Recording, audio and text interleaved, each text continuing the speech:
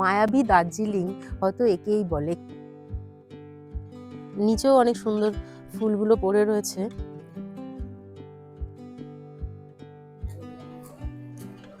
খাবারের মান অনেকটাই খারাপ হয়ে গেছে।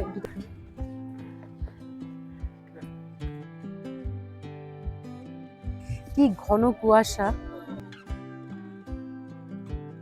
গুড মর্নিং সবাইকে। আজকে 28 মার্চ। আমরা এখন সকালবেলায় বেরোচ্ছি ঘুরতে। আজকে পুরো পায়ে হেঁটে ঘুরবো দার্জিলিং। হোটেল থেকে বেরিয়ে গেছি। এই যে হেঁটে আমরা এই সোজা রাস্তা ধরেই ওপরে উঠবো, কিন্তু এই সিঁড়িটা দিয়ে উঠে একটুখানি ডান দিকে গেলেই মেল পড়ে যাবে। আর বাঁদিকে আই লাভ দার্জিলিং এর যে স্ট্যাচুটা আছে ওখানে রাখা আছে, আপনারা ওখানে দাঁড়িয়ে ফটো তুলতে পারবেন। ভীষণ ঠান্ডা দার্জিলিং এ, মুখ থেকে ধোঁয়া বের হচ্ছে।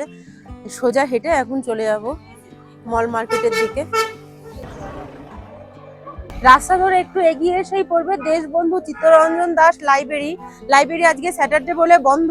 প্রত্যেক স্যাটারডে সানডে লাইব্রেরি বন্ধ থাকে, আর যে গভর্নমেন্ট হলিডে সেই দিনগুলোতেও লাইব্রেরি বন্ধ থাকে। এগিয়ে যাই আমরা। আমি এখন দাঁড়িয়ে রয়েছি ভানু ভবনের সামনে। ভানু ভবনের উল্টো দিকে লোকাল ট্যাক্সি স্ট্যান্ড। এখান থেকে শেয়ারে গাড়ি ধরে যাওয়া যাবে শিলিগুড়ি, এনজিপি, নিউ জলপাইগুড়ি। আর ওই সাইড থেকে যে রাস্তাটা উঠে গেছে সোজা ওপরে উঠে গেছে, ওখানে WBTDCL এর হোটেল রয়েছে। আর ওই রাস্তাতেই পড়বে সেন্ট অ্যান্ড্রু চার্চ। বেশ খানিকটা ওপরে উঠে তারপরে হোটেল। আমি ফার্স্টবার যখন এসেছিলাম ওই হোটেলেই ছিলাম, ওখানটাতেই ছিলাম। সেন্ট অ্যান্ড্রু চার্চ দেখা যাচ্ছে, আর তার নিচ থেকে যে রাস্তাটা গেছে সেইটা তো হোটেলে চলে গেল।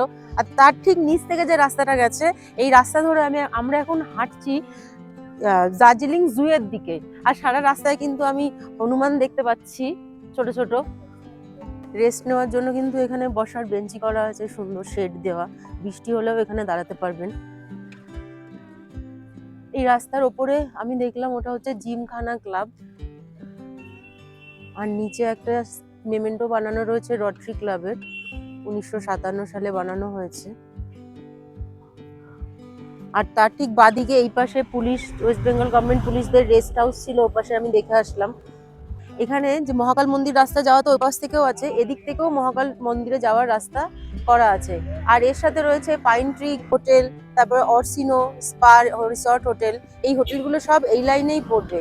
এই মহাকাল মন্দির যাওয়ার রাস্তা যে এখান থেকে আছে সেটা আমি আগে জানতাম না, আজ এখনই দেখলাম যে এখানে অ্যারো করে লেখা রয়েছে। আমরা এখন একটা 3 রাস্তার মোড়ে এসে দাঁড়িয়েছি। রাস্তার একপাশে রয়েছে মাস্টার মিত্র সেন, উনি একজন মিউজিশিয়ান সিঙ্গার, ওনার স্ট্যাচু। আর মিত্র সেন থাপার স্ট্যাচুর পাশেই রয়েছে নাওয়াং গম্বু শেরপার স্ট্যাচু। আর এই রাস্তাটা সোজা চলে যাবে জুয়ের দিকে, আর পাশেই রয়েছে রাজভবন। আমরা এখন সোজাই যাব, জুয়ের দিকে যাব।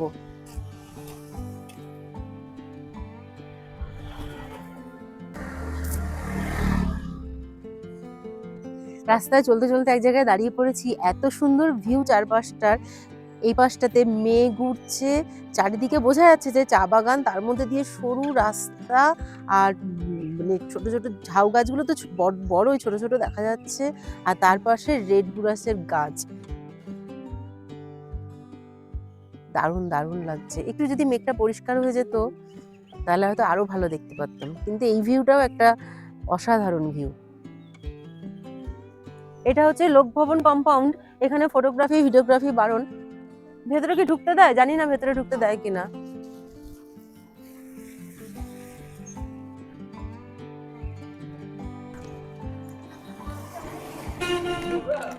রাস্তা আস্তে আস্তেই চোখে পড়লো রামকৃষ্ণ মিশন বয়েজ স্কুল। অনেক বড় স্কুল, মঠ হয়তো না, এটা খালি স্কুলই হবে। এটা হচ্ছে কার্মিকেল ভিলার, ডিস্ট্রিক্ট জাজের বাড়ি দার্জিলিং এ। এই সোজা রাস্তাটা উঠে গেছে। আর বাড়ির ওপরের ভিউটা, একদিকে ভারতের পতাকা উঠছে আর তার ওপর থেকে মেঘ ঘুরে যাচ্ছে। কি মিষ্টি লাগছে। স্কুলের বাচ্চাগুলো সব লাইন দিয়ে ওপর থেকে নেমে আসছে। কি স্কুল আছে এখানে দেখছি সামনে গিয়ে।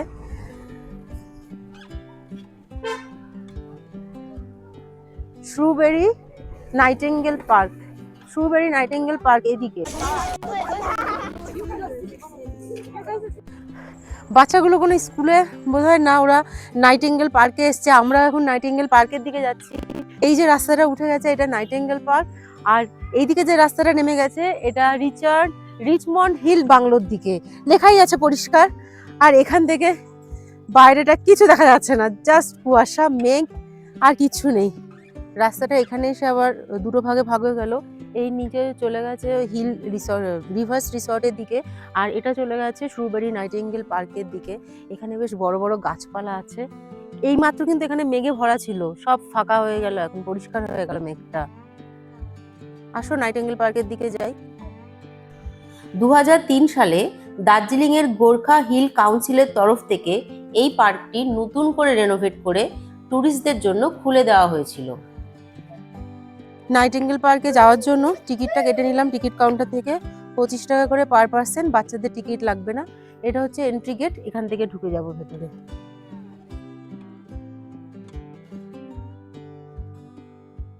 এখন আমি দাঁড়িয়ে রয়েছি, দেখুন কত বড় একটা ক্যামেলিয়া গাছের সামনে। নাইটিঙ্গেল পার্কের ভেতরেই এই গাছটা, নিচেও অনেক সুন্দর ফুলগুলো পড়ে রয়েছে, কি সুন্দর ফুলগুলো, ক্যামেলিয়া ফুল। এটা তো শীতের জায়গাতেই হয়, গরমে আমাদের ওখানে বোধহয় এই গাছগুলো বাঁচবে না।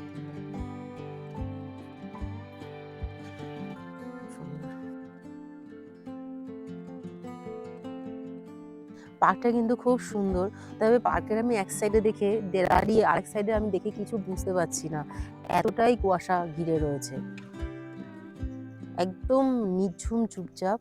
আর এবার একটু হেঁটে দেখি চারিপাশটা, ওখানে খাবার দোকানও আছে, কিছু খেতে চাইলে ওখান থেকে খেতে পারবেন। এই পার্কটা অবস্থিত একদম পাহাড়ের ঢালে, আর চারিদিকটা বাউন্ডারি করে সুন্দর ফুলের গাছ দিয়ে সাজানো। এই গার্ডেনে বেশ সুন্দর ছোট ছোট হলুদ রঙের ফুল দেখছি, এগুলো দেখতে কিন্তু অনেকটা সেই টিউলিপের মতোই লাগছে। পার্কের ভেতরে অনেক বড় একটি গ্লাস হাউসও রয়েছে। এই গার্ডেনের ভেতরেই খুব সুন্দর আর একটা ক্যাকটাসের গাছ লাগানোর একটা, মানে যে জায়গাগুলো থাকে সেই জায়গা আছে, এখানে ক্যাকটাসের প্রচুর গাছ, প্রচুর রকম ভ্যারিয়েন্ট আছে এখানে ক্যাকটাসের। ইনডোর প্ল্যান্ট, ওপাশে ইনডোর প্ল্যান্টও আছে। বাবা কত ক্যাকটাস, এপাশটায় দেখো কি গাছ, তো আমি অর্ধেক নামও জানি না। এই ফুলটা খুব ফেমাস আমাদের ওখানে, এই যে এই গাছটা। অনেক রকম গাছ আছে আর খুব ভালো করে মেনটেন করে, বাবা জলে পা দিও। আর এদিকে সব আছে ইনডোর প্ল্যান্ট, এখানেও অনেক ইনডোর প্ল্যান্ট আছে।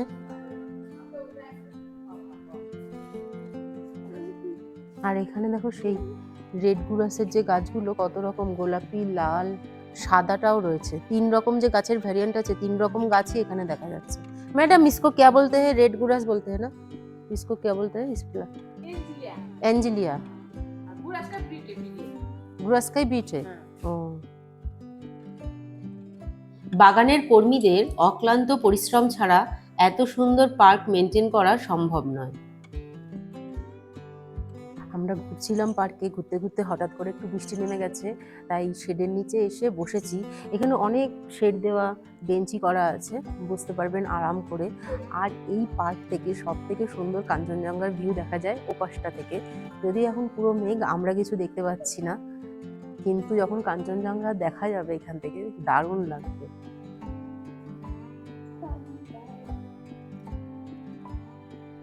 রাস্তাটাকে জাস্ট দেখুন, মায়াবী দার্জিলিং হয়তো একেই বলে। এখানে না আসলে বুঝতে পারতাম না যে জায়গাটা সত্যি এত সুন্দর। চারপাশটা একটু দেখাও, কি দারুণ লাগছে। কাঞ্চনজঙ্ঘা না দেখতে পারলেও এই ওয়েদারে কিন্তু আমরা বেশ এনজয় করছি। পায়ে হেঁটে হেঁটে একদম পুরো জুয়ের কাছেই চলে এসেছি, আর এটা হচ্ছে জুয়ের পার্কিং এরিয়া। চলো সামনের দিকে, আর একটুখানি হাঁটতে হবে, জাস্ট 1 মিনিট। চলে এসেছি জুয়ের সামনে, টিকিট কেটে নিয়েছি, পার পার্সন 110 টাকা করে। আর 6 বছরের বাচ্চা ফ্রিতে ঢুকতে পারবে, তার উপরে টাকা লাগবে। আর ক্যামেরা DSLR এর জন্য 10 টাকা করে দিতে হবে। ভেতরে যাই এখন। Padmaja Naidu Himalayan zoological park, এখানে বোট করা রয়েছে, পুরো গাইড ম্যাপ করা আছে, ভালো করে এখান থেকে দেখে নিয়ে ভেতরে গিয়ে সবকিছু দেখতে পারেন। আর এই পার্ক তো বিশেষভাবে বিখ্যাত রেড পান্ডার জন্য, জানি না দেখতে পারবো কিনা, যাই ভেতরে। তো এই এখানে অ্যারো করে দেখিয়ে দেওয়া আছে কোন দিকে রেড পান্ডা, কোন দিকে টাইগার, কোন দিকে স্নো লেপার্ড, পরিষ্কার লেখা আছে। দেখে আপনারা সেই গাইড করে ভেতরে ঘুরতে পারবেন। জুতে রেড পান্ডা আমরা দেখেছিলাম একদম গাছের ওপরে, যেখানে ঘন কুয়াশায় ভালোভাবে কিছু দেখা সম্ভবই হচ্ছিল না। এগুলো যেগুলো দেখা যাচ্ছে এটা হচ্ছে মাউন্টেন গোট। এরা অনেক জোরে কিন্তু দৌড়াতে পারে আর অনেকটা উঁচু, মানে অনেকটা ডিস্টেন্সে লাফ দিতে পারে। ফ্যামিলি নিয়ে শুয়ে আছে।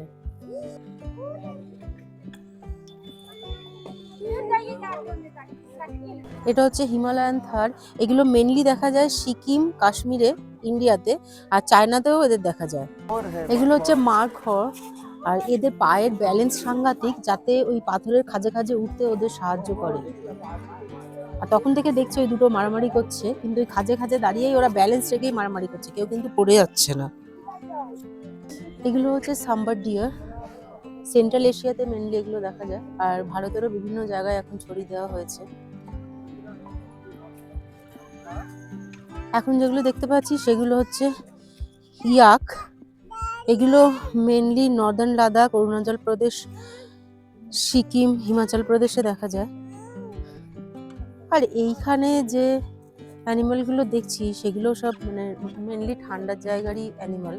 এই ইয়াক বা কিছু কিন্তু আলিপুর জুতে আমরা দেখতে পাবো না।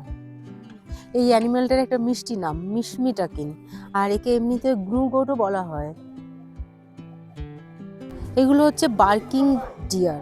এরা কিন্তু খুব জোরে জোরে ডাকতে পারে, অন্যান্য হরিণের মতো নয়, খুব জোরে এদের গলার আওয়াজ। এইচএমআইতে আগে আমরা ঢুকেছিলাম বলে এইবার আর ঢুকলাম না। এটা হচ্ছে snow leopard, are also call ghost of the mountain. কি লাফালাফি করছে, মানে একটা লোমশ বিড়াল।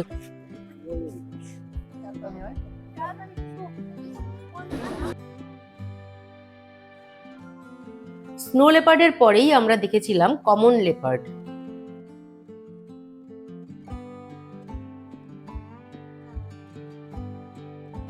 এখন আমি দাঁড়িয়ে রয়েছি দার্জিলিং এর রয়্যাল বেঙ্গল টাইগারের খাঁচার সামনে।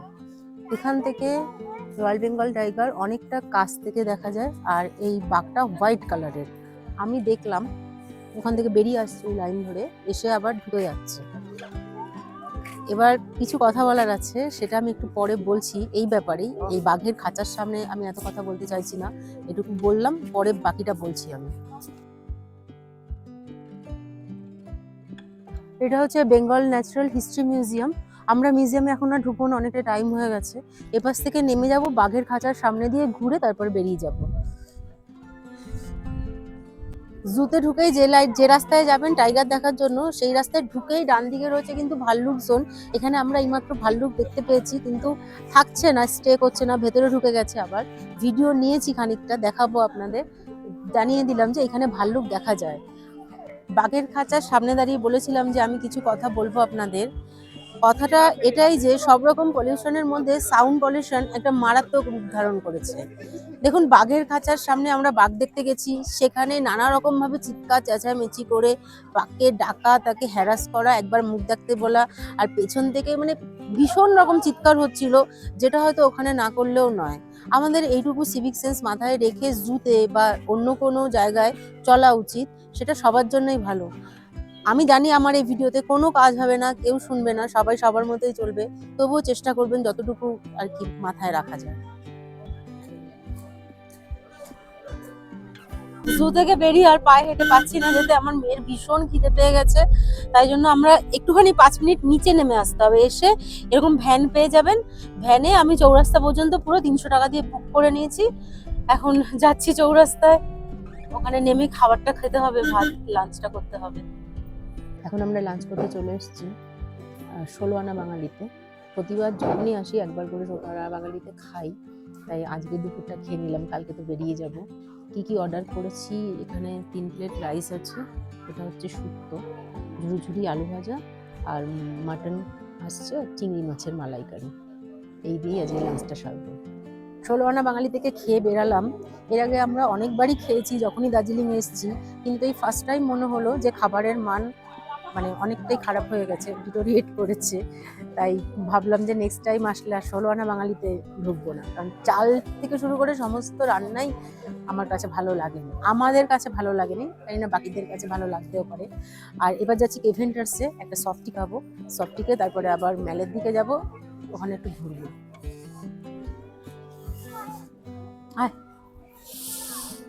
আজকে ম্যালে কোনো অনুষ্ঠান হচ্ছে, বিভিন্ন রকম স্টলও বসেছে, খাবারের স্টল, ন্যাচারালি অ্যালাউ করে না।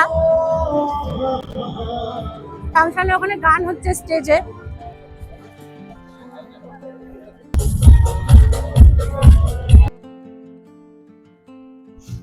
মহাকাল মন্দিরের রাস্তায় ঢুকেছি, জাস্ট সামনেটা দেখাচ্ছি, কি ঘন কুয়াশা। এখন এই সিঁড়িটা দিয়ে উঠবো মন্দিরে যাওয়ার রাস্তা। আর এখানে খুব স্পষ্টভাবে লেখা আছে, হনুমানদের কিছু খাওয়ালে 5,000 টাকা অবধি জরিমানা হতে পারে। ভানুভবনের দিক থেকে যে রাস্তাটা মহাকাল মন্দিরে উঠছে, শুনেছি বয়স্করা সেখান থেকে হুইল চেয়ারে করে মন্দির পর্যন্ত যেতে পারবেন। দেওয়ালগুলোতে দেখছি সুন্দর সুন্দর শিব ঠাকুরের পেন্টিং করেছে। একটুখানি উঠে আসলেই পড়বে উইন্ডমেয়ার হোটেল। বাইরের অ্যাটমসফিয়ারটা ভীষণ সুন্দর হোটেলের।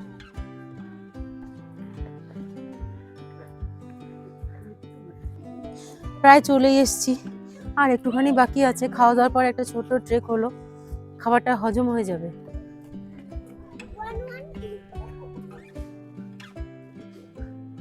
জাস্ট এই ওপরে মহাকাল মন্দির, আর এই নিচটাতে হচ্ছে মহাকাল বাবা গুফা সাতকন্যা মন্দির। একটু নিচটা থেকে ঘুরে আসি, আগের বার এসেছিলাম নিচে যাইনি।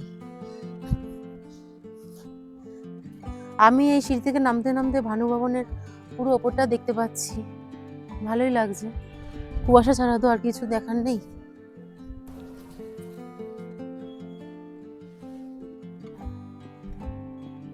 গুফার এই ভেতরটা থেকে ওই আরো ভেতরে যাওয়া যায়, তবে এখন বৃষ্টি হচ্ছে তো জুতো খুলে যেতে লাগবে, জুতো রাখার জায়গা নেই এখানটা। মহাকাল মন্দিরে যাওয়ার রাস্তায় খানিকটা ট্রেক করতে হলেও রাস্তা কিন্তু ভীষণ সুন্দর, আর রাস্তার চারিপাশটা ঘন পাইন বন দিয়ে ঘেরা। এখন আমি দাঁড়িয়ে রয়েছি মহাকালেশ্বর মন্দিরের সামনে। দেখুন অনেকটা মনেস্ট্রির মতো দেখতে মন্দিরটা, আর মন্দিরের দুপাশে কিন্তু ধর্মচক্র সর্বা ওম মণি পদ্মহনের যে হুইলসটা আছে, সেই হুইল দুটো এখানে রাখা আছে। পুরো মন্দিরটা জুড়েই এই ওম মণি পদ্মহনের হুইলস গুলো রয়েছে। আমি তো প্রথমে বুঝতেই পারিনি যে মনেস্ট্রি না মন্দির, তারপরে দেখলাম লেখা আছে মহাকালেশ্বর মন্দির, তখনই বুঝলাম যে এটা মহাকালেশ্বর মন্দির। বেশ ভালো লাগলো দেখে। আর এই মন্দিরেরটা ঘিরে চারিদিকে ছোট ছোট মন্দির করা আছে।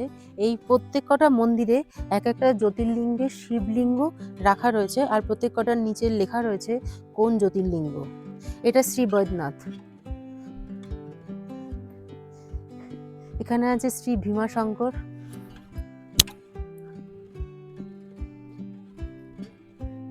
শ্রী রামেশ্বরম।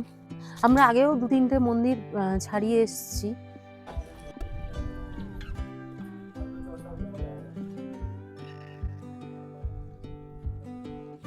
এটা হচ্ছে শ্রী শ্রী মহাকাল কুঠি জুনা আখাড়া, আর এটা একটা কিছু স্মারক বানিয়েছে, বুঝতে পারছি না আমি, লেখা আছে সংস্কৃতে বা অন্য কোনো ভাষা, বুদ্ধিস্টেও লেখা থাকতে পারে, বুঝতে পারছি না। আর এদিকটায় দেখুন ওখানে প্রদীপ জ্বলছে, চারিদিকে বসার জায়গা রয়েছে, আর মাঝখানে কিন্তু গর্ত মতো, এখানে মনে হয় যজ্ঞ করা হয়, হোম যজ্ঞ করার জায়গা এটা। মহাকালেশ্বর মন্দিরের ভেতর থেকে ঘুরে আসলাম, নমস্কার করে প্রসাদ নিয়ে আসলাম। আমি না হারিয়ে ফেলেছিলাম যে মন্দিরটা কোথায়, তো ঘুরে এসে বাইরে থেকে যেটা বুঝলাম, বাইরের যে স্ট্রাকচারটা আছে ওটা নতুন তৈরি করেছে, মানে যেটা বললাম যে মনেস্ট্রির মতো মন্দির, অনেকদিন আগে এসেছি তো, এই বাইরের এই জিনিসটা নতুন তৈরি করেছে। ওই জ্যোতির্লিঙ্গটাও পুরো একদম নতুন বানানো, এগুলো মানে 2 বছর মতো হয়েছে যে বানিয়েছে। মন্দিরে ওঠার রাস্তা এটা, মেন মন্দিরে। আর এখানে লেখা আছে যে শু স্ট্যান্ড, যেটা জুতো এখানে খুলে যেতে হবে, কিন্তু খুব ঠান্ডা, বাচ্চাদের নিয়ে সবাই আসছে, উপরেও জুতো খুলে, মানে জুতো পরে যেতে পারেন, উপরেও জুতো খুলে আপনারা পুজো করতে পারেন, এতটা রাস্তা খালি পায়ে যাওয়ার দরকার নেই। ভিডিওটি ভালো লাগলে লাইক, কমেন্ট ও শেয়ার করবেন, আর চ্যানেলটি সাবস্ক্রাইব করে আমাদের পাশে থাকবেন। পরের ভিডিওতে থাকবে দার্জিলিং থেকে মিরিক হয়ে এনজিপি ফেরার গল্প।